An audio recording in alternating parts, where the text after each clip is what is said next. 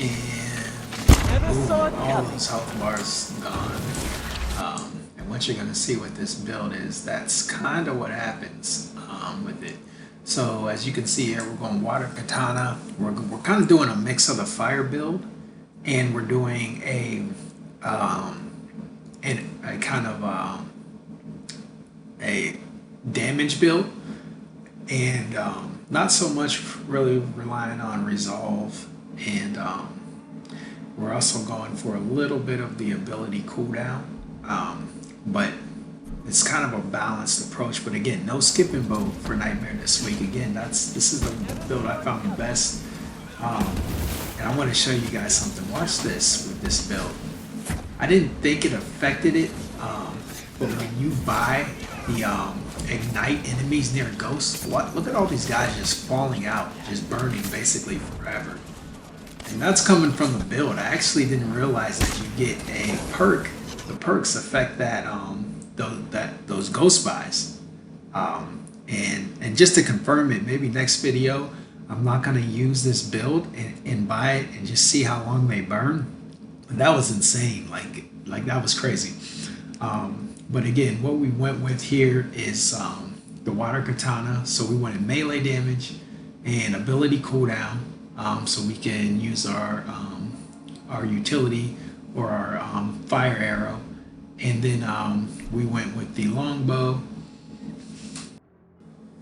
and we went with the longbow again with the reload speed, range projectile velocity to get that knockback, and poisoned ammos. Because what you get is that kind of a double whammy. When you shoot fire arrows, you're getting the burn and you're getting the poison arrows as well. And then for the Angel's Remorse, which is, I mean, this charm is just awesome for all the characters because you get that 15% bonus damage when you're at full health, and again, that's huge. Plus, I'm getting 12% fire damage and 10% Oni damage on top of that. And then it's a Fire Master perk, so there's 25% fire damage off of that, and then also the 25% status effect that you get from the class ability under the techniques. That's what I was running as well, and I think that's why you saw that crazy burn on the Ghost Ignite on that clip I showed you. So you're basically having kind of a fire build, but you're getting that Oni damage. So you got to think you're getting Oni damage plus 10, plus another 15% damage on top of that when you're at full health, plus the fire damage plus 12%. You're basically getting 62% on the fire damage. And then I went with the sticky bombs fired up for the blast effect in the Mist of Yagata, so you get that healing. And more importantly, not only do you get that healing, you can heal your other enemies as well, your other allies, but you can also use that to res people who fall outside of the circles. When the hot watches are shooting those arrows, you just drop that mist and you can hide to res people, especially for this week's because of how long it takes to res somebody. If you don't have the smoke mist or a Ronin with you, you're not going to be able to res them. You're just going to keep getting hit by those arrows. So definitely the mist is clutch, and honestly, I would recommend if you're going to do it in a group, have two people with that, because it also helps you to run into big crowds, and you kind of get a period to refresh, especially if say you have to hold a spot for a while by yourself. That mist is going to really give you an extra advantage as well.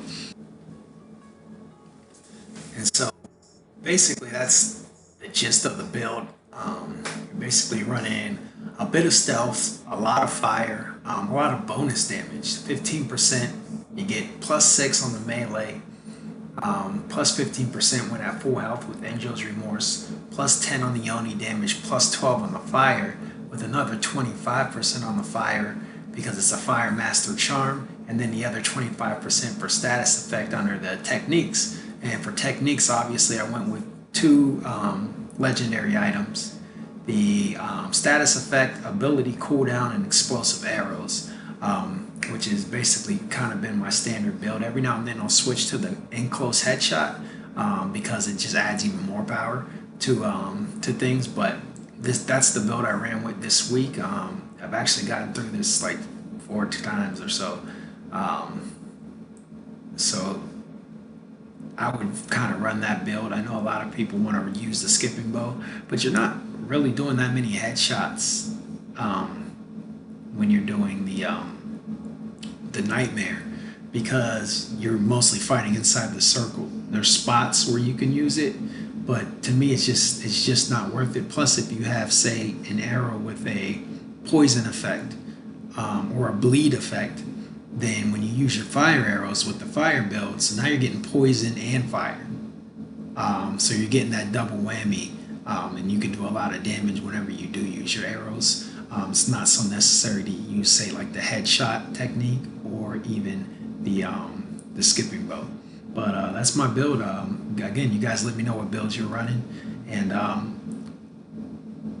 next time I got a solo nightmare story coming up for you, and I'll show you how powerful this build. I did something very similar to this build, and it just wrecks. So next time I'll show it.